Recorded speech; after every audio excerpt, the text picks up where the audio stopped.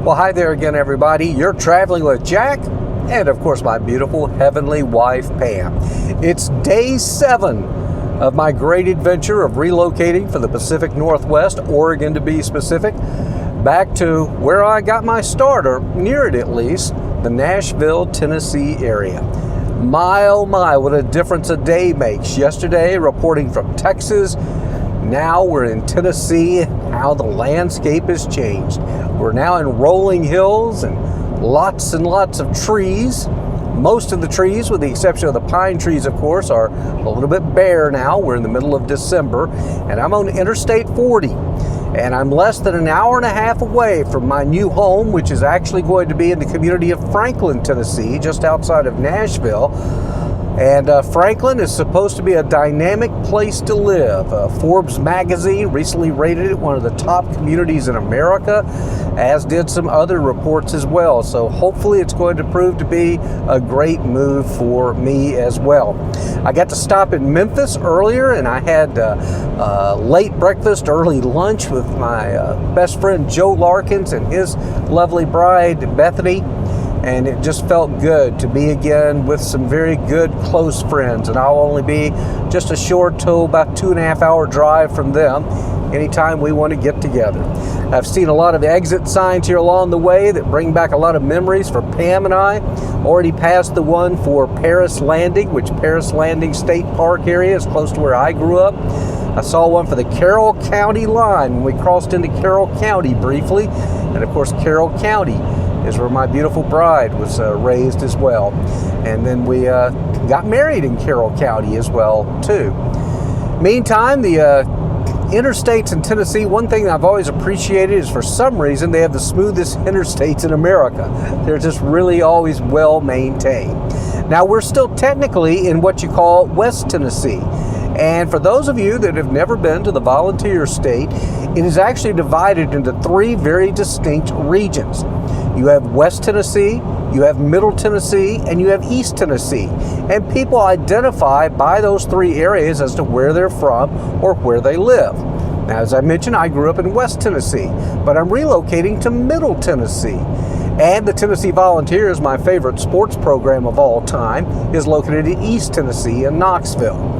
Now, West Tennessee is primarily pretty flat with soybeans fields, lots of agriculture. Memphis is the biggest city. Now, we're approaching, though, Middle Tennessee. And you're going to ask, well, how would I know we're approaching Middle Tennessee? Well, because in a few minutes, we're going to go across a pretty long bridge that will take us over the Tennessee River. Now, you may recall in the past, I grew up on Kentucky Lake, which the Tennessee River is part of Kentucky Lake. It's how it was formed. And the Tennessee River is basically the dividing line between what we call West Tennessee and Middle Tennessee. And that's why, too, the terrain starts to change a good bit into more rolling hills as we enter the river basin area.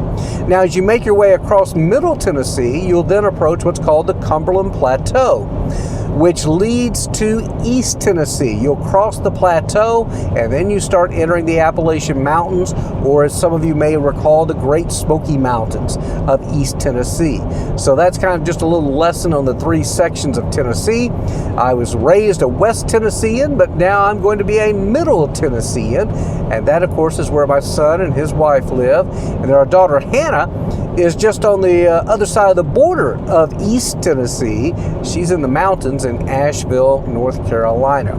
There we just passed a sign about the Freshwater Pearl Museum. And you know what? I'm going to have to come back to that and do a video for our travel channel.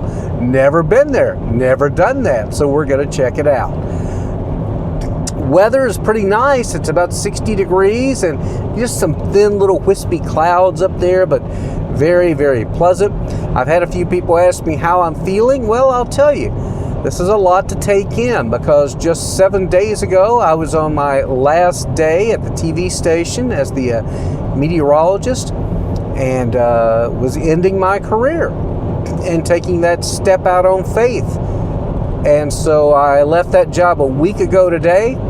Then a week ago tomorrow, I was on the road and headed towards a new home. Wow, that is a lot to take in, isn't it? So I tell you what, we'll roll along here just a little bit. I want to give you one little quick look as we cross the Tennessee River, so you can see that, and then we'll sign off. And once I get settled in, probably early next week, I'll give you guys a little update, and we'll do maybe a tour of historic Franklin, so you can look forward to that. I hope you've enjoyed the videos. I've enjoyed sharing with you my journey. I did have a bunch of check engine lights that came on my car last night, and thank goodness it ended up being something that I was able to take care of myself. It was not a major problem. Had to do with the gas cap. If you don't click it just right, it can actually trigger warning lights.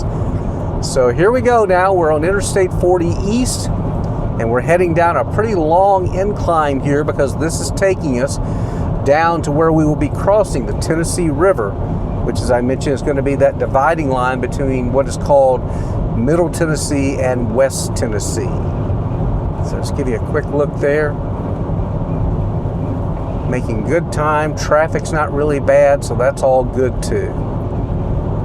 Well, hopefully these trucks are, you know what, I bet these trucks are going to end up blocking your view, but if you look to the right of that semi, you might be able to see some water. That's some of the backwaters of the river.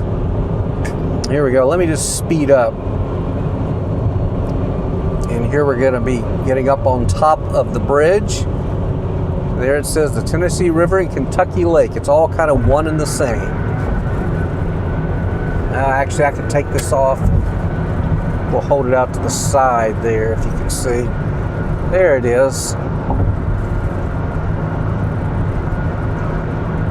Probably not the smartest thing to do, to be doing that while driving. But, let's put it back in the holster. All right, guys, that's it. Thanks for traveling with me. Be sure and subscribe to our channel. Share it with others that you think might enjoy it. And be sure and check out my podcast, which is about to become my livelihood. And I'll be adding some new episodes on that in the days ahead as well. Thanks again, and as we always say, have a great day. And you know what? Make it a better tomorrow. So long and good night from beautiful Tennessee.